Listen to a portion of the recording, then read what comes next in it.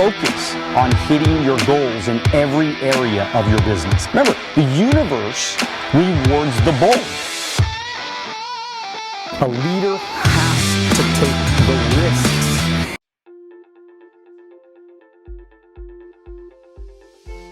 All right, welcome to Wealth on the Beach podcast. My name is Daniel Alonzo, and of course, I'm your host, always bringing you some of the greatest minds in the world.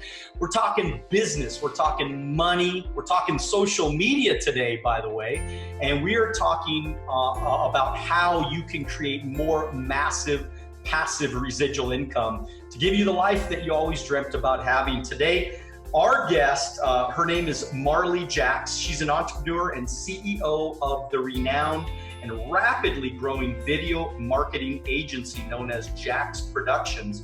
She's worked on film and TV and has interviewed quite a few A-list celebrities. Her company helps people be seen as thought leaders to automate their videos, reach the masses, and make a lasting impact. So, Marley, great to have you here. What's going on? Good to be here. Thank you so much. Well, so how did you get started in film and, and TV production and all that stuff?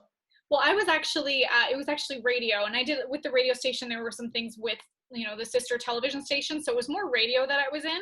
And of course I did like little acting things before I figured out what I wanted to be when I grew up. But my whole journey actually started when I was a dental hygienist. So random, so people wouldn't really expect that. But I was in event management. I was in radio. I was working around a lot of celebrities and had a lot of the amazing opportunities.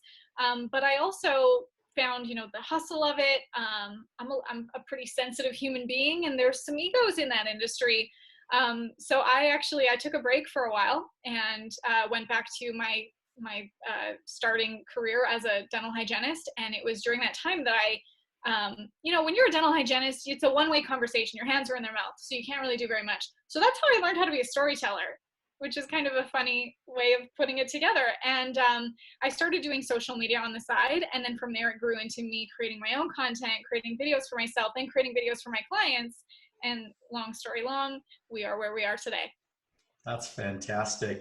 And so what is I heard you talk about the waterfall method of planning, right? Mm-hmm. What is that all about? Exactly. Yeah, that came to us from Alex Sharfin. He talks about like creating your yearly objectives, your 90-day targets, your 30-day goals, your weekly commitments, and like your day-to-day. And we kind of do the same thing when we're creating content. I call it my impact routine. So how am I creating content that is going to, I can batch it ahead of time. So it's not the day-to-day, oh my gosh, what do I do today? I got to do a Facebook Live. And then you're kind of reactive to your content. So we plan out our content where we're looking at the themes for the week, the month, the year, and then execute that by looking at I do my YouTube videos once a month. I do my podcast once a week. I do my Facebook Lives a few times a week or once a day. And then Instagram stories for me every day because I like them. And so when you think about like goal planning, would you say that that's the reason why a lot of people struggle is because they're just reacting versus actually planning? And how important is that? I mean, when I first started my business, it was, here's the goal and we'll just, do whatever we can to get close there, but we didn't actually have the plan. So when you can look at it with the waterfall structure of, okay, here's what I'm doing this year. What am I going to do in the next 90 days to get there? What can I do this month to get to the 90 days? What can I do this week? Then you actually have a forward planning process.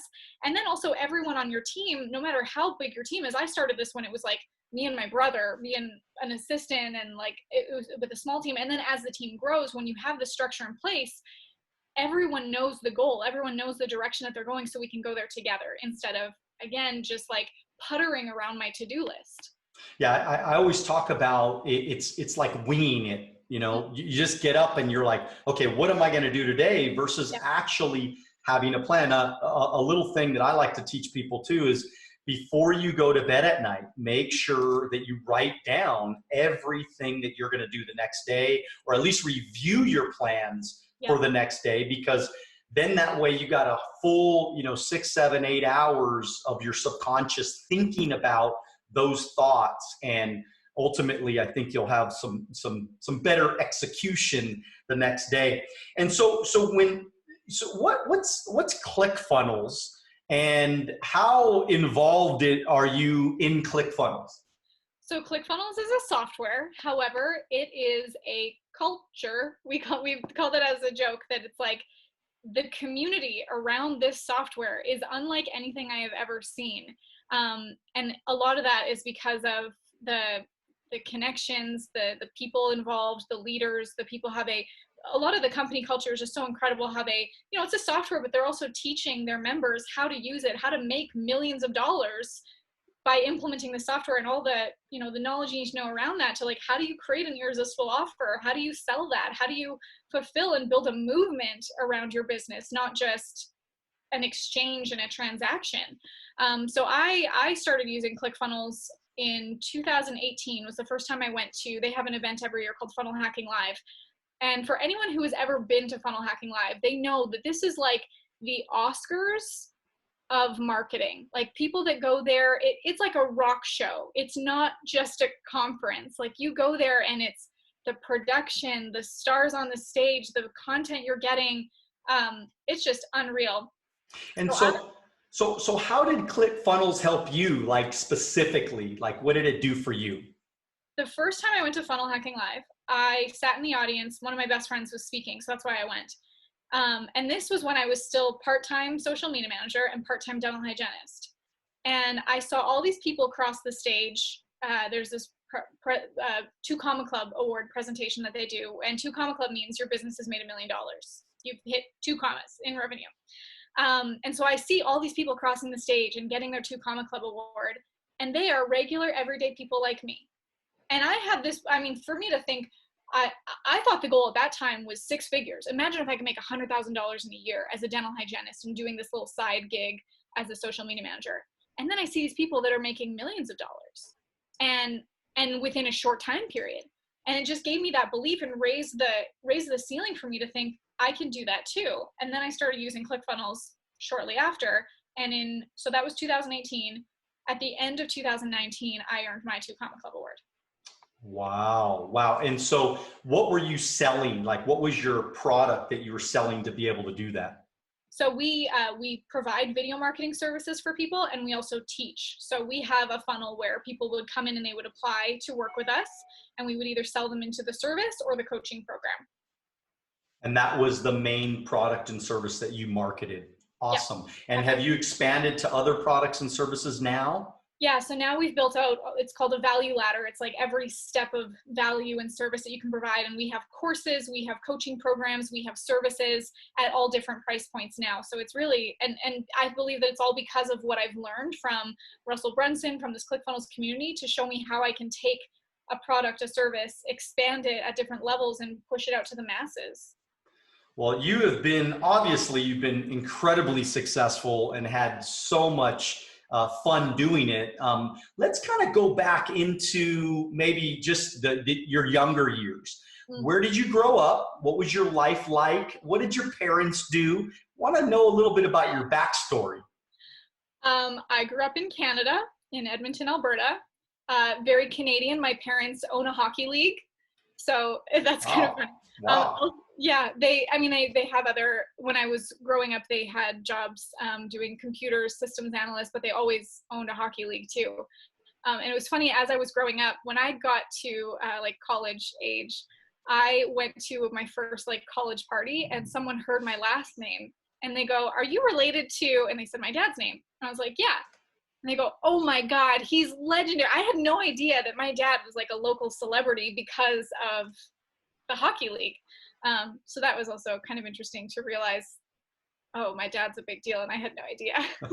So you kind of feel bad now that you were mean to him those times, right? And you were a bad kid those times, and you're like, man, I only would have told him, thank you, Dad, for all the things. So what were you like growing up? I mean, were you a good kid, bad kid? What were you like? I was a good kid, but I rebelled a little bit. I think all kids do. I got good grades, I got by, but I was always so busy. Like I always wanted to be, I was doing piano lessons, singing lessons, acting, always wanted to be with my friends. When I was in high school, I had 2 part-time jobs. I was president of the Students Union. I was the lead in the drama plays. Yeah, I was busy. And I think that never stopped. I always just want that forward momentum and to be doing a lot of things. So why do you think you're like that? Like what is it that drives you? I mean, I think all entrepreneurs are very momentum based. We want to feel that excitement and the draw of growth. And for me, I was also trying to find like, where do I feel best? Like I loved performing, I loved serving, I loved working with people, and just feeling like I had a purpose and that I was working to it. And then on the weekends, that's where I would rebel. That's where in high school I partied a little bit, but I was still a good kid. I got good grades. And you know, it's funny, on the weekends in high school, I used to bring a video camera and I would film our weekend and put it together as like a vlog before vlogging was a thing. Mm-hmm. And so you just had this kind of natural instinct to perform and to be in front of people and to try to make progress. Is that right? Yeah, absolutely. And so when you think about like your first mentor, you know, growing up, did you have that first mentor? Was there anybody that maybe got you really inspired as a young kid at all? I had a really amazing English teacher that really showed me what I was capable of creating. English was I didn't like writing at the time. I didn't like writing essays and I just couldn't understand. I was like, just give a book review. Like that's what it felt like to me. And then he gave me like a creative assignment instead of like the formula of an essay. And I was really good at it. And that showed me, I think that really opened me up to my storytelling abilities. And he just really nurtured that in me. And it's funny that I've never been asked that before, to think like, who was my first mentor? And now I think it was my high school English teacher. That's cool. That's cool. And so when you think about storytelling and what makes you or anybody a good storyteller? Yeah. And I think of like, I reverse engineer, why do I love stories and what are the most impactful stories for me? And I grew up like any girl watching Disney movies and being obsessed with Disney princesses. And, you know, Disney was always a foundation of my childhood.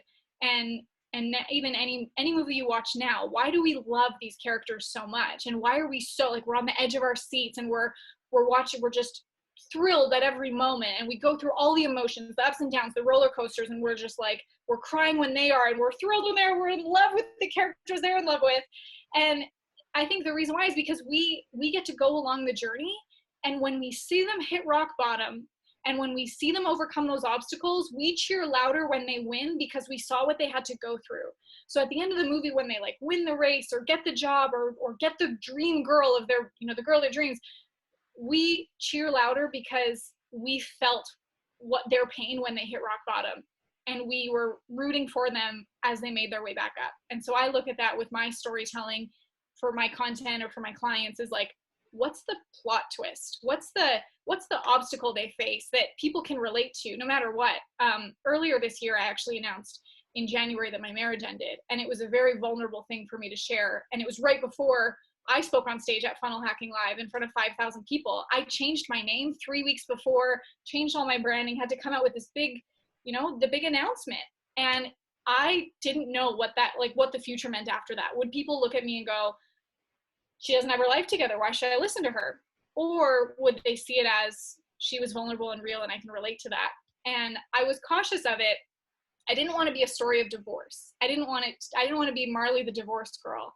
I wanted it to be a story of perseverance, and that's the story that I told. So I didn't know that, and Right. So we're going to go a different angle here now, just for a quick second. But like looking back, I mean, you know, was it a story of 2 people working together for a long time and it got difficult? Was it a story of? I mean, tell me a little bit about what happened. And that was hard too, because my life is very public and I share a lot of my content and the people that I'm with.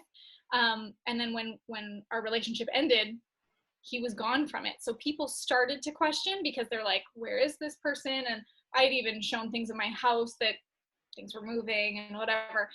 So there was some inclination before it became public. And I never shared fully. And I mean, because there's always things that are like, I love how Brene Brown talks about share the scars and not the open wounds. And there's also things that are not appropriate to share publicly, but I did share enough to go, you know what? Entrepreneurship is a tough journey. It's a life that I've committed to. I've committed to a life of constant transition, and you have to have the people in your life that are willing to come along the journey with you. And we had to make the tough decision to realize that we were not on the same journey. Got it. And so as far as, looking back, is there changes that you would have made a year ago, 2 years ago, or do you feel like, hey, this is life, this is the journey, and this is kind of what's happening, and we're just going to keep moving forward? Are you that like persistent type of person like that? Yeah, absolutely. Yeah. And even like in anything, I earlier the year before, I had a big pivot in my business where we almost went bankrupt, and then we had to make some big decisions and change that. Like, there's always things that are going to happen in your life that will change you, that will challenge you. And there's nothing that I would, people ask, like, is there anything you would change, anything you regret? There's nothing I could change, because what if it meant that it wouldn't get me to where I am today? There's things in my life that I'm dealing with now that will bring me to who knows where in a year or 3 years from now. So the only thing that I can change is how I continue to grow through it. Like, there's a healing period, there's a transition period, there's the now how do I move? You're as entrepreneurs, we talked about the waterfall, like having that year plan, 90 days, 30 days. You also have to look at that for your life. And when things change in your life, whether it's personal relationships or a move or a death in the family or a change in anything, the vision for your life changes too. In the same way that we create a plan for our business, we should create a plan for our life, but also be open to, we can never really plan what's going to happen. Look at coronavirus. I had so much plans for travel, and now I'm stuck. And I say stuck, but I'm sitting still. But what a great opportunity for me to do some inner work at this time. So coronavirus, how has this affected you, good and bad? Good and bad. The bad, let's start with the bad, because there's a lot more good. The bad is, it's been painful, honestly, that I had to, we talked about being in momentum, and I thrive on that. And I was always traveling. I was on a plane every week or every other week, and I was seeing people all the time, and we had to pivot in our business. And then painfully, the being stuck and having to pivot to a slower pace, that was difficult. And then also when you have all this time to yourself to sit in silence or to just sit with yourself, some baggage comes to the surface. And that's another thing that I believe that we're committed to as entrepreneurs is evolution of ourselves. We have to continue to grow ourselves so that we can grow what's happening around us externally. If I don't grow, how can I be a leader for my clients, for my audience, for my family? So the good of that is that I had this opportunity to do therapy, to learn about myself, to take some courses, to do some personal and professional development. And my team has noticed it. My audience, the content that I can create for my audience now is much more impactful. And I feel like a better human. And so be specific about that. I mean, just a little bit of specifics, like what changes do you think you made that have been apparent to your teammates and things like that? Yeah, I think how I show up in the impact I want to make, I've just been clear on the instead of being scattered. With I'm searching for momentum. I was all over the place, but now I'm I have to be focused. Also, personal relationships, the people I wanted to have around me may not have been the right to fuel me for the direction that I want to go. Healing even just from my marriage. I'm so momentum based that I'm just keep pushing through, but I had to sit with that and heal things that I didn't realize were baggage for my relationships. And I did attract a relationship after my marriage ended that showed me other, wounds inside myself that I wasn't aware of. And then I got to deal with that so that I can be clear in myself as a human, and then for future relationships to attract a better, more suitable, partner, or just because I'm going to be a different person, I will attract a different situation. Absolutely. Absolutely. And so when you look back, I mean, on your journey of your life so far, and you're just getting started with greatness. I can just tell that you are getting started for great things in your life. And, but the mistakes, what are some of the mistakes that you've made that maybe you can kind of let people know? Because I always love telling people, I made a lot of mistakes. I made, personal mistakes. I made, teammate mistakes. I mean, people have quit because of me. I've made, I've had money mistakes. I mean, I've made lots and lots of mistakes. And so what are some of the mistakes that you've made that maybe we can all learn from? One of the biggest mistakes last year, I mentioned how we almost went bankrupt. I kept investing in new ideas and new opportunities, thinking this one will pay off. I wanted to launch a program and it didn't work very well. We needed to pivot on our messaging. We needed to get better in our copywriting, get better in our marketing strategy. And so we kept investing more that we really couldn't afford to. And in my mind, I was like, we can't afford to, but we can't afford not to. It'll pay off. It'll work. And there's part of that is the perseverance and keep pushing through and make it work. But there were also, I had team members on my team that weren't fully utilized and I couldn't afford to keep, and I felt loyal to them. So I wanted to keep them and make it work. But at one point I was, paying another family to the detriment of my own, and had to make those difficult decisions to say, I'm so sorry, I have to lay you off. And then I had to rebuild the business from there. So being so aware of your numbers, and that, your employees are bringing you a return, that the investments that you're making are wise investments, that they're bringing you a return before you keep investing more. And when I say the investments I was making, it was, putting a lot of money into Facebook ads that weren't paying off yet, or hiring a mentor that helped for a time, but maybe it wasn't the right timing. So that was a big one. And thank goodness that I did have mentors and people around me to help me pivot, because when I had to let go of those team members, it was like I was in so much debt that it was a make or break for everything. Yeah, I mean, I think debt is probably one of the biggest money mistakes that people make. I mean, we get too much in debt. I mean, and the other thing too is I think, like you said, being really aware of where the money's coming from and where the money's going out. I mean, so, one of the things, I mean, obviously I'm in financial services, so I am a financial guy. I joined I got in business at 21, and I was financially independent by 28. And so I've been teaching people how to manage their money for a long time. And let me tell you something, I think the best thing that anybody can do is really make sure they have a solid written plan of exactly where their money's going. Because I'll tell you, I mean, throughout all these years, I can't tell you how many people I say, so where's the money going? They're like, I don't know. I mean, there are people out there that don't even have a checking, like a checkbook, they just write checks, and then they look at their statement and they hope the money's going to be there. And when you get really organized financially, that's when things, I think, for a lot of people out there, they change. And it sounds like that's probably what you did, is you got really focused on organizing your financials.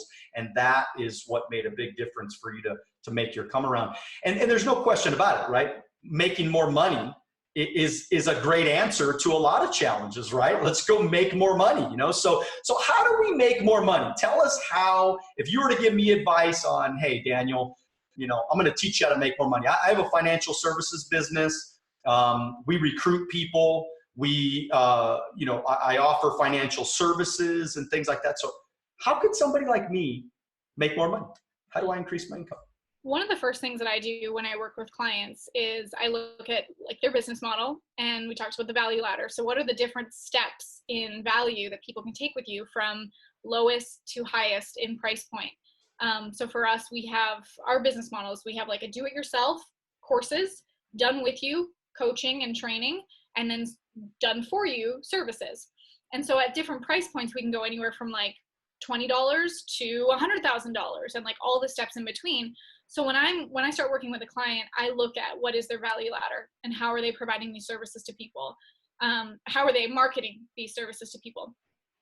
And a lot of times there's like steps in between or small tweaks, because even at the beginning, like the beginning of your value ladder, let's say you have the $20 service, that can ascend people into the higher levels. It's not that people come in right away at the $100,000 price point, because they have to really know, like, and trust you to be able to invest that much. It's an investment. They have to know that they're going to get a return, or they're going to get what they paid for. So I like to look at their value ladder to see, how do we monetize what you have even better? And then I created a concept called the visibility ladder for your content, how you're showing up to your audience. And the 3 steps of the visibility ladder are discovery content. So how are people finding you? Is it through Facebook ads? Is it through search engines? Is it through YouTube? Then they move into rapport building content. So once they've discovered you, how do you build that rapport? Because when you build that rapport, that makes them know, like, and trust you, so that when you do offer them this program or service, they're more likely to be interested and purchase. And then from there, the VIP behind the scenes content, which is like podcasts to people listening right now, hello, and like Instagram stories, Facebook lives. People are usually, so it's growing in levels of temperature and intimacy. Your warmest audience is going to be more likely to take their credit card out because they have that intimate relationship with you, which leads to them purchasing at higher levels of your value ladder. So when we think about people that are trying to use social media to attract business, what are some of the common mistakes that you see people making? I mean, not having calls to action, not saying click here to download this thing, like not giving the value, not telling them how to take the next step. It's like going on a date and you want it to happen again, but you don't ask for the second date. Like, you can't assume, and you can't play hard to get. So always have that call to action. And then also just not creating content that's relatable. Everything changed in my business when I went from just teaching the strategies and the tactics, which is great because people know, like, they see that you know what you're talking about. But when I started sharing the stories and getting vulnerable and talking about who I was, who I am, that's when people started to connect to me as the storyteller and to me as someone that they could trust. So then they keep following and become part of the movement and are more likely, again, to make purchasing decisions.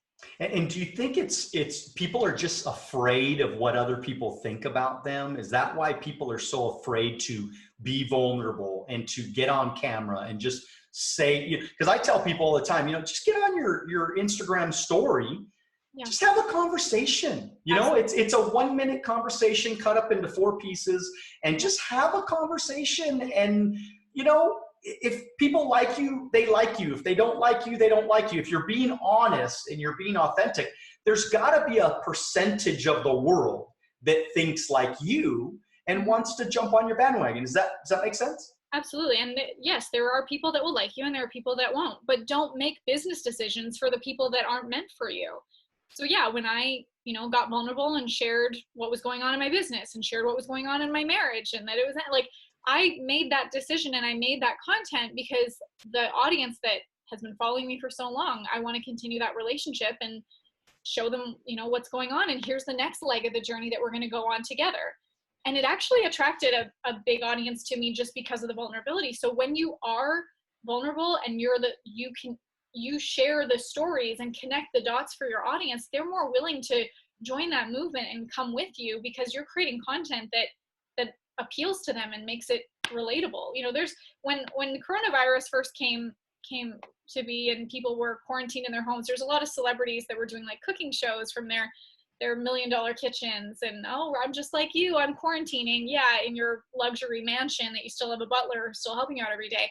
That's not as relatable as like us day-to-day people, and here's what we're doing to get through this. Like, we really have an opportunity to create content that's even bigger than what the big celebrities have because we can be so relatable.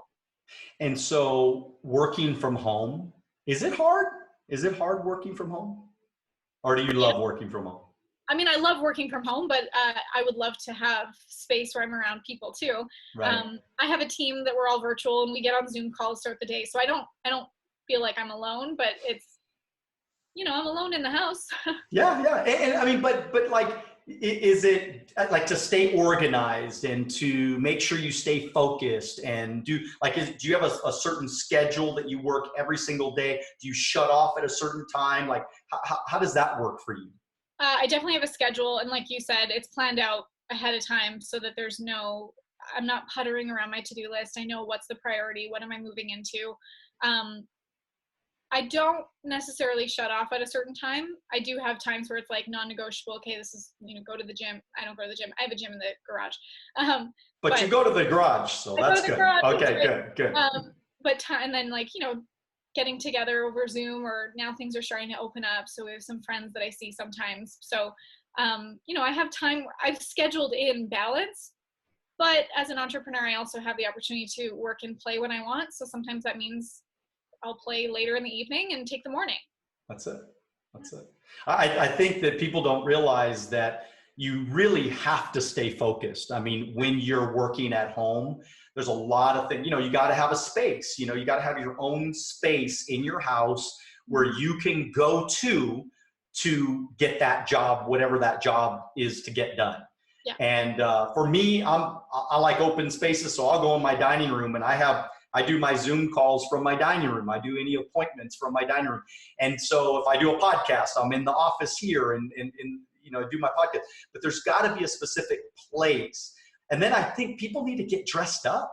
They need to comb their hair. And I mean, I know it sounds funny, but I'm going to be in my house today. I have like 3 podcasts I'm doing today, and I put on cologne. You know what I mean? Like I know, in that kind of, can you smell it? No, I'm just kidding. But but the truth is that I want to get up and comb my hair and get dressed and, be presentable when I'm, no matter what I'm doing during the day. I just think it kind of helps me get in that focus. I don't know. Does that make any sense to you? Absolutely. I think when I first started working at home, I would roll out of bed and just go straight to the computer. But now I get ready for work. It makes me feel good. It's not for anybody else. It's for me to feel good. And I just, I feel put together, and I curled my hair today. I put on lipstick, and I'm showing up as myself. It feels good. Yeah, no, and then it kind of makes you feel fresher too, I think. I don't know, having a shower and brushing the teeth and combing the hair and, all that stuff. I just think it makes you feel fresh, ready to get the day going. And so anyways, like as far as online, like building a brand, I mean, the last question I want to ask, because you're phenomenal at, I've been watching a lot of your videos, and you're great on camera, and you really have created a brand, and it's the Marley brand, right? And so how do we do that? How do people do that? It has built over time. And it'll continue to build. I think people should be open to that it's going to evolve as you do. And so my brand, the same way that you create like your customer avatar, who do I serve? Women between the ages of 25 to 35, and they are blah, blah, blah. Like, you create that demographic, that avatar for what they look like. You're also doing that for yourself. So how do I want to come across? What are my values? How do I speak my content? What are my colors? What's my fonts? Like those kinds of things. Do I have a catchphrase, a slogan? Do I have a spirit animal? Do I have like funny symbols as part of my content? And some of these happen by accident. Like when I shared, like one of my symbols, it's actually on my shirt. I'm wearing the shirt right now for anyone that can see the video of this. It's like, I have a lion that is very much part of my content all the time, because my name came from a lion. And it's all on my YouTube channel if you ever want to see the video. It's actually my name change announcement. When my marriage ended, I had to announce, here's my new name, and their story comes from there. But the lion became such a part of my content. I just shared that in that one video, and then my audience started, every comment had a lion emoji in it, and I started getting gifts that had lions in it. And it's like, the audience can also create it for you when you are open with your stories. They latch on to the stuff that they like, and they want to continue with it. There was a thing that I did just as a joke. I bought my grandparents' house. And when I was cleaning out their house, because of course they're hoarders and I had all their stuff when it came with the house, they had these really hideous mariachi dolls, like Mexican mariachis. And Marie Kondo, like, does it bring you joy? If not, throw it out. They're so hideous, it makes me laugh. So it still brings me joy. So I thought, how can I spread this joy? I would bring these mariachis to people's houses and just leave them there. And it would be like the housewarming gift that they didn't even know that I left. And then eventually, days or weeks later, they would find the mariachi doll and be like, oh my God, Marley, because I talked about them on my social media. So then we called it, I Marleyachi'd them. And now people are like, it's become a thing that now when I'm on speaking engagements, my slides will have little mariachis hidden in them, and people laugh because they know to look for it. The people who know me the most, they know those things. So it has become part of my brand because it's a story. It's something silly that now my audience has become part of. They're looking for the mariachis. They're laughing about the jokes, and they love the lion, and they relate me to a lion. So it's like the things that come out in your stories that become part of the brand. And that's what people got to realize, is that you are creating, something that's memorable, so that people can, like you said, latch on to that. So when they see and my little logo, I don't know if you've seen it, but it's a little lion, actually, believe it or not. Yeah, my logo is a lion. It's a yellow, I do a lot of yellow and black, or gold and black. Yeah. But for me, that little symbol is so important that it's on all my, stuff that I put out there, because I want people to remember when they see that line anywhere in the world, they see that little line, they're going to think of Daniel Alonzo. Yes. And I think people have to have some sort of, icon, something that connects them with the world. And this is, I'm just telling you, Marley, I think we could have a conversation for the next 3 hours. I know, we totally could. I'm just going. I think we could just go forever, but I'm going to cut this off because I know that there's going to be a part 2 one day. Let's do it. I'm going to have you on again, and we're going to go even into more detail. But I think you've brought so much value content today about how we can build our brand and how we can really become a better version of ourselves. And look, sometimes we got to be vulnerable. Sometimes we got to tell people of our mistakes.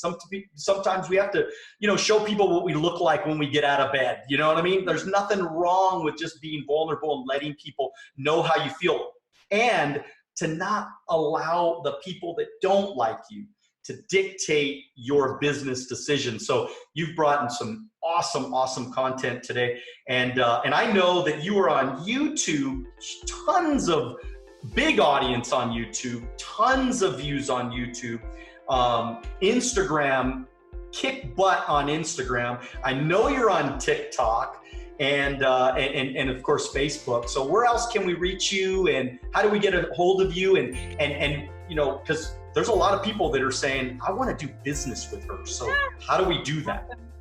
Well, the best is YouTube and Instagram, especially Instagram, my Instagram stories. That's like my playground. I try to be a stand-up comedian on there. And if you ever want to reach me personally, like my Instagram direct messages, I'm the only one that checks those. But yeah, our website, marleyjaxx.com, check it out there, and we'd love for you to join us. I love it.